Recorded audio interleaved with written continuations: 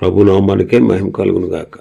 కూడి వచ్చిన మీ అందరికీ, కర్మిల ఆత్మీయ సహవాస సంఘ విశ్వాసులందరికీ మన ప్రభువును ఆయన ప్రియ కుమారుడునైన యేసుక్రీస్తు వారి శ్రేష్టమైన నామంలో శుభములు మరియు అందరికీ వందనాలండి. ఇర్మియా గ్రంథం 31వ అధ్యాయాన్ని మనం ధ్యానం చేసుకుంటున్నాం. ఇర్మియా గ్రంథం 31. ఇందులో ముఖ్యమైనటువంటి అంశం ఏంటంటే కృపాసహితమైన క్రొత్త నిబంధన. కృపాసహితమైన క్రొత్త నిబంధన, అది 33-34 వచనాల్లో మనం చూడవచ్చు. మరి గత దినం వరకు 14 వచనాలు మనం ధ్యానం చేసుకున్నాం. దేవుని శాశ్వతమైన ప్రేమలో ఇశ్రాయేలీయులు ఉన్నారని, ఇశ్రాయేలీయుల విమోచన కొరకు నిరీక్షణ కలిగి ఉండాలని, చెరలో నుండి దేవుడు వారిని విడిపిస్తారని ప్రభు మాట్లాడుతూ వచ్చారు. 15వ వచనం నుంచి 20వ వచనం వరకు మనం చూస్తే ఇశ్రాయేలీల అంగలార్పు మనం చూస్తాం.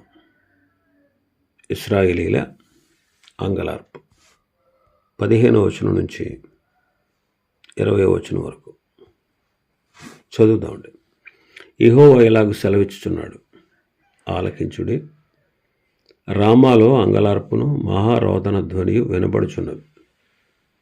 రాహేలు తన పిల్లలను గూర్చి ఏడ్చుచున్నది. ఆమె పిల్లలు లేకపోయినందున ఆమె వారిని గూర్చి ఓదార్పు పొందనల్లకై ఉన్నది. ఇశ్రాయేలు వారికి రానయ్యున్నటువంటి మహాశ్రమలలో వారి అంగలార్పును మనం చూస్తున్నాం. ఇక్కడ గ్రహించాల్సిన విషయం ఏంటంటే, ఇశ్రాయేలీలందరూ దేశాన్ని విడిచిపెట్టి పరాయి దేశానికి, దూరానున్న దేశానికి, తమకు తెలియని భాష మాట్లాడేవారి మధ్యకు, క్రూరమైన జనుల మధ్యకు వారు పంపబడ్డారు. చెరలో ఉన్నారు. మరి దేశం పాడైపోయింది, దేశం కాల్చబడింది, దేశం పెంట కుప్పలాగా అయిపోయింది. ఒక్కళ్ళు కూడా లేరు. నక్కలుండే నివాస స్థలం అయిపోయింది. మిగిలిన వారు, లోబడిన వారు శిక్షించబడ్డారు. కరువు చేత, క్షామం చేత, ఖడ్గము చేత చంపబడ్డారు. ఆయా ప్రాంతాలకు చెదరగొట్టబడ్డారు. వారి విషయమై దేశము దుఃఖపడుతూ ఉంది. రామాలో అంగలార్పు, మహారోదన ధ్వని వినబడుతుంది. ఇదే విషయాన్ని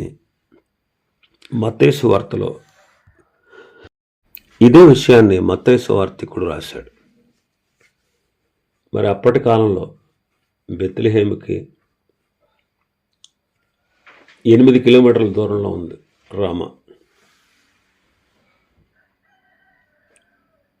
రామాలో మహారోదన ధ్వని వినబడుతుంది. అంటే ఎందుకంటే యేసుక్రీస్తు ప్రభు ఈ భూలోకానికి దిగి వచ్చినప్పుడు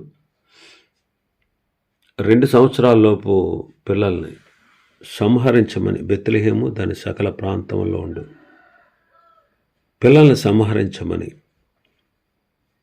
హేరోదు రాజు సైనికులకు ఆజ్ఞాపించాడు. మరి జరిగినటువంటి కాలాన్ని అంతటిని మనం పరిశీలన చేస్తే, యెరూషలేము, ఇశ్రాయేలు దేశం వారు పొందినంత నష్టం ఎవరు పొందలేరు. ఎన్నోసార్లు సమూలంగా, కొన్నిసార్లు ఏమో సమూలంగాను, చాలాసార్లు పాక్షికంగాను ఆ దేశం పాడు చేయబడ్డం మనం చరిత్రలో చూస్తాం ఎన్నోసార్లు. కాబట్టి ఇప్పుడు కూడా ప్రజలందరూ చెరలోకి వెళ్ళిపోయారు. కొద్దిమంది మాత్రమే బేదలైన వారు, కొద్దిమంది మాత్రం మిగిలి ఉన్నారు. దేశం పాడైపోయింది, పట్టణం పాడైపోయింది. అది పరిస్థితి.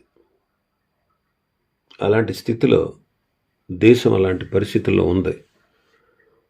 ఓదార్పు పొందనల్లకున్నది. ఎందుకంటే ఆమె పిల్లలు లేరు. ఆమె వారిని గూర్చి ఓదార్పు పొందనల్లకుంది. ఇంకా మనం చూస్తే రాబోయే కాలంలో 7 ఏండ్ల మహాశ్రమల కాలంలో కూడా ఇశ్రాయేల్ దేశంలో ఉండే ప్రజలు ఎన్నో ఇబ్బందులు పాలవుతారు. రాబోయేటువంటి మహాశ్రమల్లో వారు అంగలారుస్తారు.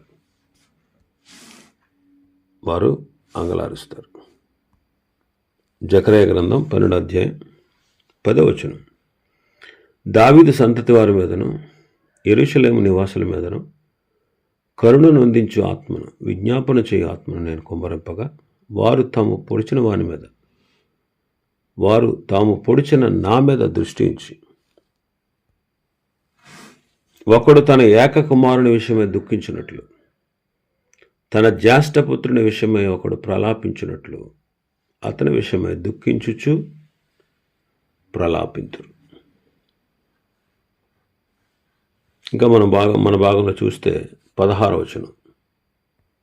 యెహోవా ఈ ఆజ్ఞ ఇచ్చుచున్నాడు, ఏడవక ఊరుకొను, కన్నీళ్లు విడిచట మానం, నీ క్రియ సఫలమై జనులు శత్రువుని దేశం నుండి తిరిగి వచ్చెదరు.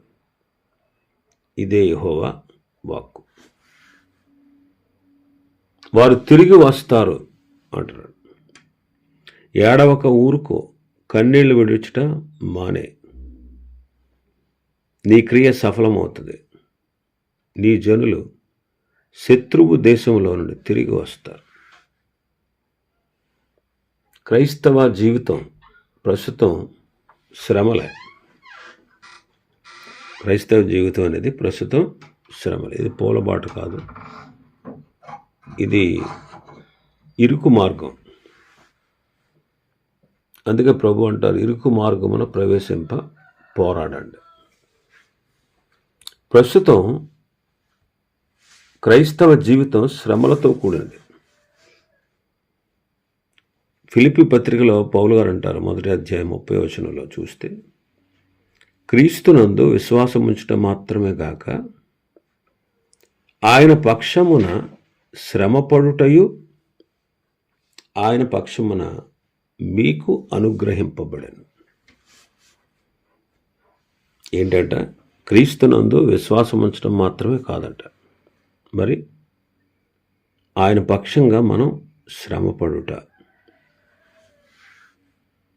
ఈ శ్రమపడుట అనేది ప్రభు మనకు అనుగ్రహించాడు. ప్రకటన గ్రంథం 1వ అధ్యాయం,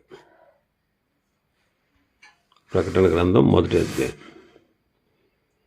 9వ వచనం. మీ సహోదరుడును యేసును బట్టి కలుగు శ్రమలోను రాజ్యములోను సహనములోను పాలివాడను నేను యోహానును, నేను దేవుని వాక్యము నిమిత్తమును యేసును గూర్చిన సాక్ష్యము నిమిత్తమును పద్మాసు ద్వీపమున పరవాసినైతిని.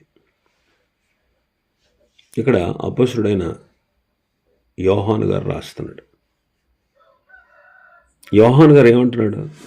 నేను మీ సహోదరుణ్ణి, ఇంకా పాలివాడను. ఇందులో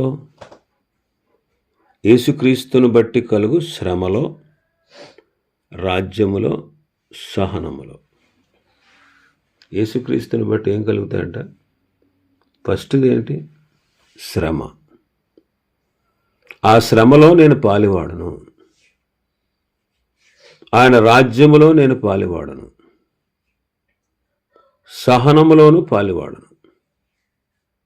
అందుకే దేవుని వాక్యం నిమిత్తం, యేసుక్రీస్తును గూర్చిన సాక్ష్యం నిమిత్తం నేను పరవాసిగా ఉండాల్సి వచ్చింది. పద్మాసు ద్వీపంలో చెరలోకి పోవాల్సి వచ్చింది. కాబట్టి యేసుని బట్టి మనకు కలిగేదేంటి? శ్రమ. కాబట్టి ఆ శ్రమలో కూడా ఆ శ్రమ మనకు అనుగ్రహించబడింది. కాబట్టి క్రైస్తవ జీవితం, భూలోకంలో నివసిస్తున్న ప్రతి క్రైస్తవుని జీవితం శ్రమలతో కూడినదే. శ్రమ ఉంటుంది ఖచ్చితంగా. ఒక విషయం గమనించండి, నీవు నిజంగా దేవుని బిడ్డవే అయితే, నిజంగా క్రీస్తును రక్షకుడిగా దేవుడిగా అంగీకరించి ఉంటే ఖచ్చితంగా నువ్వు శ్రమే పడతావు. శ్రమలు ఉంటాయి. శ్రమలు లేని క్రైస్తవుడు లేడు. శ్రమలు లేకపోతే కిరీటం లేదు, శ్రమలు లేకపోతే సింహాసనం లేదంటాడు ఒక భక్తుడు. యేసుక్రీస్తు ప్రభువే చెప్పారు. ఏమని? యోహాను సువార్త 16వ అధ్యాయం 33వ వచనం, నా యందు మీకు సమాధానము కలుగునట్లు ఈ మాటలు మీతో చెప్పుచున్నాను. లోకములో మీకు శ్రమ కలుగును, ఆయనను ధైర్యం తెచ్చుకునుడి, నేను లోకమును జయించి ఉన్నాను. లోకములో మీకు సుఖము కలుగును అన్నాడు. అవునండి, ప్రభు చెప్పిన మాట ఇది. ఏమన్నారు? సుఖం కాదు కలిగేది, లోకంలో మీకు శ్రమ కలుగును. శ్రమ కలుగు. ఆయనను మీరు ధైర్యం తెచ్చుకోండి, నేను లోకాన్ని జయించాను. అలాగే మీరు కూడా జయిస్తారు. ప్రభు మనకు విజయాన్ని ఇస్తాడు. ఇదే అధ్యాయంలో, యోహాను సువార్త 16వ అధ్యాయంలో మనం చూస్తే 21వ వచనం నుంచి 21, 22, స్త్రీ ప్రసవించుచున్నప్పుడు ఆమె గడియ వచ్చిన గనుక ఆమె వేదన పడును. అయితే శిశువు పుట్టగానే లోకమందు నరుడొకడు పుట్టిన సంతోషము చేత ఆమె ఆ వేదన మరి జ్ఞాపకము చేసుకొను. అటువలనే మీరును ఇప్పుడు దుఃఖపడుచున్నారు, కానీ మిమ్మును మరలా చూచెదను, అప్పుడు మీ హృదయము సంతోషించును. మీ సంతోషము ఎవడును మీ వద్ద నుండి తీసివేయడు. స్త్రీ ప్రసవించే టైం వచ్చింది కాబట్టి ఆమె వేదన పడుతుంది. అయితే శిశువు పుట్టగానే లోకమందు ఒక బిడ్డ పుట్టాడు, నరుడు పుట్టాడని సంతోషం చేత ఆమె ఆ వేదన మరి ఎప్పుడు జ్ఞాపకం చేసుకోదు. సంతోషం అన్నమాట. కానీ ప్రసవ వేదన తప్పుద్దా? తప్పదు. ఆ వేదన తర్వాత ఏంటి? సంతోషం. అప్పుడు ప్రభు అంటున్నారు, అటువలే మీరు కూడా ఇప్పుడు దుఃఖపడుతున్నారు, కానీ మిమ్మల్ని మరలా చూస్తాను చూడండి, అప్పుడు మీ హృదయం సంతోషిస్తుంది. ఈ సంతోషం ఎవ్వడు మీ వద్ద నుండి తీసివేయలేడు. పేతురు మొదటి పత్రిక 1వ అధ్యాయం 6వ వచనం, ఇందువలన మీరు మిక్కిలి ఆనందించుచున్నారు, కానీ అవసరమును బట్టి నానా విధములైన శోధనల చేత ప్రస్తుతము కొంచెము కాలం మీకు దుఃఖము కలుగుచున్నది. నశించిపోవు సువర్ణము అగ్ని పరీక్ష వలన శుద్ధపరచబడుచున్నది కదా, దానికంటే అమూల్యమైన మీ విశ్వాసము ఈ శోధనల చేత పరీక్షకు నిలిచినదే. యేసుక్రీస్తు ప్రత్యక్షమైనప్పుడు మీకు మెప్పును మహిమయు ఘనతయు కలుగుటకు కారణమగును. ఇందువలన మీరు మిక్కిలి ఆనందిస్తున్నారు. ఎందువల్ల? పరలోకమందు మన కొరకు స్వాస్థ్యము భద్రపరచబడి ఉంది. కడవరి కాలమందు బయలుపరచబడుటకు సిద్ధంగా ఉన్న రక్షణ మనకు కలుగుతుంది. ఆ రక్షణ కలుగుటకు విశ్వాసము ద్వారా దేవుని శక్తి చేత మీరు కాపాడబడుతూ ఉన్నారు. మీ కొరకు పరలోకంలో స్వాస్థ్యాన్ని సిద్ధపరిచి ఉంచారు. ఆ స్వాస్థ్యంలో మీరు వెళ్తారు, ప్రవేశిస్తారు, మీరు ప్రభువులో భద్రం చేయబడతారు. కాబట్టి మిక్కిలి ఆనందం. దీన్ని బట్టి ప్రభు నన్ను రక్షించాడు, ప్రభు నా కొరకు పరలోకంలో స్వాస్థ్యాన్ని ఏర్పరిచారు, ఆ పరలోక స్వాస్థ్యంలో నేను ఉంటాను, భద్రపరచబడతాను. విశ్వాసం ద్వారా రక్షించబడి దేవుని శక్తి చేత ఆ పరలోకంలో ప్రవేశిస్తాను అని ఆనందిస్తున్నాం. అయితే భూలోకంలో ఉన్నాం కదా, ఒక ప్రక్క నీ రక్షణ కొరకు ఆనందమే, మరొక ప్రక్క నానా విధములైన శోధనలు.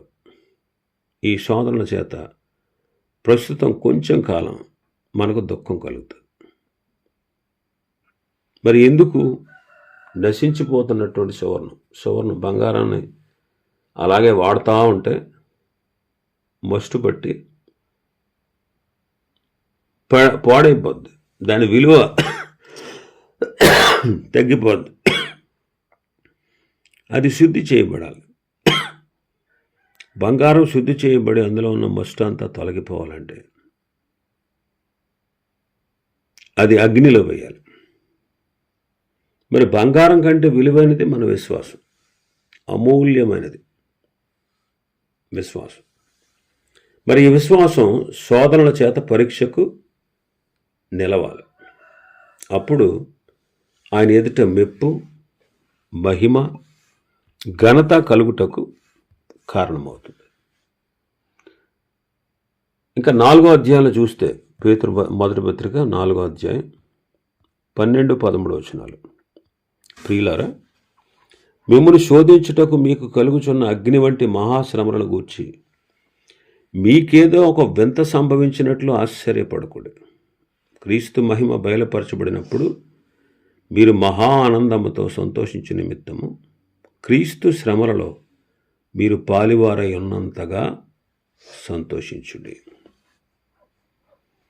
మిమ్మును శోధించుటకు మీకు కలుగుచున్న అగ్ని వంటి మహాశ్రమలను గూర్చి మీకేదో ఒక వింత సంభవించింది అన్నట్లుగా మీరు ఆశ్చర్యపడద్దు అంటారు.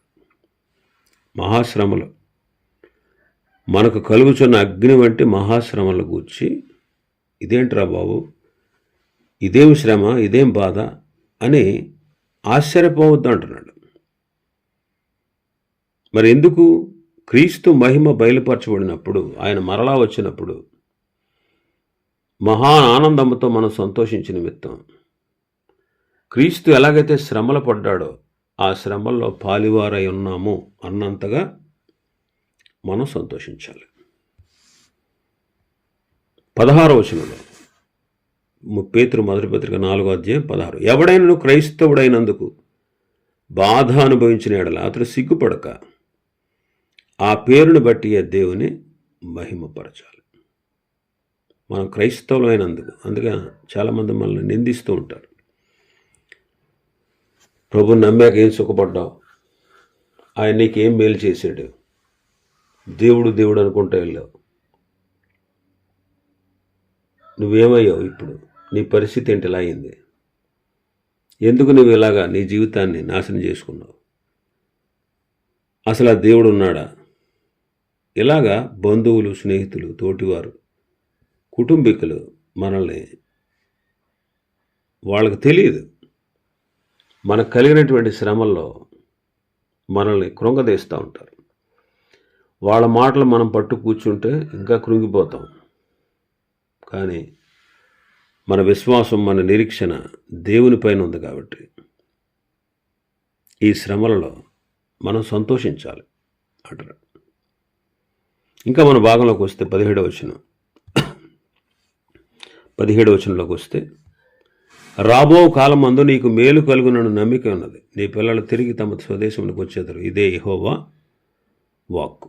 ఇశ్రాయేలులకు రాబో కాలంలో, అంటే 70 సంవత్సరాల చెర తర్వాత మళ్ళీ వారు తమ సొంత దేశానికి వస్తారు. అది వాళ్ళ నిరీక్షణ, ప్రభు వారికి ఇచ్చినటువంటి వాగ్దానం. మరి క్రైస్తవ నిరీక్షణ ఏంటి? మనకు నిత్య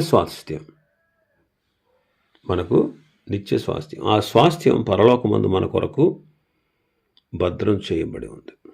ఇంకా 18-19 వచనాల్లో మనం చూస్తే, నీవు నన్ను శిక్షించితివి, కాడికి అలవాటు పడిన కోడె దెబ్బలకు లోబడినట్లుగా నేను శిక్షకు లోబడుతున్నాను. నీవు నా దేవుడు అని యెహోవావు, నీవు నా మనస్సు త్రిప్పిన ఎడల నేను తిరుగుదునని ఎఫ్రాయిము అంగలార్చుచుండగా నేను ఇప్పుడే వినుచున్నాను.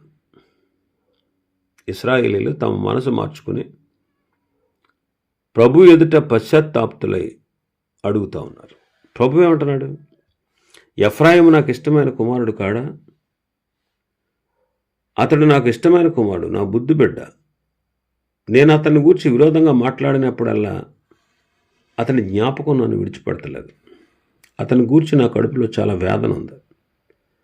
తప్పక నేను అతన్ని కరుణిస్తాను. ఇదే యెహోవా వాక్కు. ఇశ్రాయేలీయులు పశ్చాత్తాప్తులయ్యారు. ఏమంటున్నారు వాళ్ళు? నేను పశ్చాత్తాపడుతున్నాను, నేను ఈ సంగతి తెలుసుకుని తొడ చరుచుకుంటున్నాను. నా బాల్యకాలమందు కలిగిన నిందను భరిస్తూ నేను అవమానం నుండి సిగ్గుపడుతున్నాను. నీవు నా దేవుడువు, నీవు నన్ను శిక్షించావు. కాడికి అలవాటు పడని కోడె ఎన్నో దెబ్బలు తింటది. ఆ తర్వాత అది కాడి మోయడం అలవాటు చేసుకుంటుంది. కాడి మోయుటకు లోబడుతుంది. అలాగే ప్రభువా, నీవు నన్ను శిక్షించావు కనుక నేను నీకు లోబడతాను. నీవు నా దేవుడు, నీవు నా మనసు త్రిప్పావు, నేను నీ వైపు తిరగాలని ఉంది అని అంగలారుస్తూ ఉంటే ప్రభువు విన్నాడట. ప్రభువు విన్నాడు. చూడండి, వాళ్ళని శిక్షించినందువల్ల వాళ్ళకి మార్పు కలిగింది. వాళ్ళు మారారు, వాళ్ళు విధేయత చూపారు, పశ్చాత్తాపడ్డారు, బాధపడ్డారు. అరే ఎందుకు ఇలా చేశాను అని వారు సిగ్గుపడ్డారు. అప్పుడు ప్రభు అంటున్నాడు, నీవు నాకు ఇష్టమైన కుమారుడు, నీవు నా ముద్దు బిడ్డవు. నేను నీతో విరోధంగా మాట్లాడినప్పుడల్లా నీవు నా ముద్దు బిడ్డవు, నాకు ఇష్టమైన కుమారుడు అనేటువంటి జ్ఞాపకం నన్ను విడవకుండా ఉంది. నిన్ను గూర్చి నా కడుపులో చాలా వేదన ఉంది. తప్పక నేను నిన్ను కరుణిస్తాను, తప్పక నేను నిన్ను కరుణిస్తానని ప్రభు చెబుతాడు. అతిక్రమములు దాచిపెట్టువాడు వర్ధిల్లడండి, వాటిని ఒప్పుకొని విడిచిపెట్టువాడు కనికరం పొందుతాడు. ఇక్కడ ప్రభు అంటున్నాడు, వాళ్ళేమో పశ్చాత్తాపడుతుంటే ప్రభు ఏమంటున్నారు, నేను నిన్ను కనికరిస్తాను, నేను నిన్ను కరుణిస్తాను అంటున్నాడు. వాళ్ళ పశ్చాత్తాపడితే ప్రభు జవాబిస్తున్నాడు. ఈనాడు మనం కూడా మన లోపాలను ప్రభుతో చెబితే ప్రభు క్షమిస్తాడు. ప్రభు క్షమిస్తాడు. మరి ప్రభువు శిక్షించేవాడు కాదు. ఎందుకు శిక్షించాడంటే మన మీద కోపంతో ద్వేషంతో కాదు. ఆనాడు ఇశ్రాయేలుని ఎందుకు శిక్షించాడు? నాశనం చేయాలని కాదు, వాళ్ళు మారాలని. మరి ఇప్పుడు ఏమైంది? వారు చెరలోకి వెళ్ళిన తర్వాత వాళ్ళ మనసు మారింది, వాళ్ళు దేవుని వైపు తిరిగారు, పశ్చాత్తాపడుతున్నారు. ప్రభు ఏమంటున్నాడు, నేను నీకు విరోధంగా మాట్లాడినప్పుడల్లా నా కడుపులో చాలా వేదన ఉంది, బాధ ఉంది. ఎందుకు ఇలా చేస్తున్నాను, ఎందుకు ఇలాగ చేయవలసి వచ్చింది, వాళ్ళు ఎందుకు లోబడట్లేదు, వాళ్ళు లోబడితే నేను శిక్షించకుండా ఉందును కదా అని ప్రభు కూడా చాలా వేదన పడుతున్నాడు. అయితే ఆయన వైపు తిరిగినప్పుడు, పశ్చాత్తాప్తులై ఆయన వైపు తిరిగినప్పుడు ఆయన క్షమించే దేవుడు, క్షమించుటకు సిద్ధమైన మనస్సు కలిగినవాడు. ఇంకా చాలా విషయాలు ఉన్నాయి అధ్యాయంలో. ప్రభు చిత్తమైతే రేపటి దినం మరికొన్ని విషయాలు ధ్యానం చేసుకుందాం. దేవుడి వర్తమాన వాక్యాన్ని మన వినికిడిలో ఆశీర్వదించును గాక. ఆమేన్.